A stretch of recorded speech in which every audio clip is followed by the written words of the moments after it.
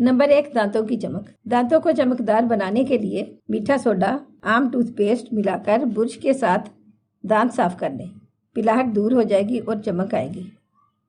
Number 2, अंजीर का इस्तेमाल। अंजीर घर में ज़रूर रखें, ये बवासीर और कब्ज़ का बेहतरीन इलाज है। नंबर 3, धनिया पुदीना ताज़ा रखना। धनिया और पुदीना गीले अखबार में लपेटकर फ्रिज में रखें, कई दिन तक ताज़ा रहेगा। नंबर 4, फर्श की सफाई। फर्श की सफाई के वक्त पानी में सिरका शामिल कर लें, जरासीम से पाक और चमकदार फर्श हो जाएगा। नंबर 5, माइक्रोवेव की सफाई।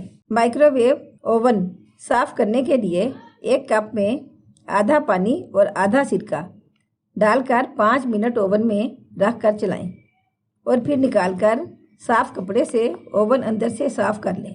ओवन की बू और दाग बिल्कुल साफ हो जाएंगे। अगर आपको हमारी आज की टिप्स अच्छी लगी हो तो प्लीज़ इसे लाइक करें, शेयर करें और मज़ीद अच्छी टिप्स के लिए हमारे चैनल को सब्सक्राइब करें। शुक्रिया।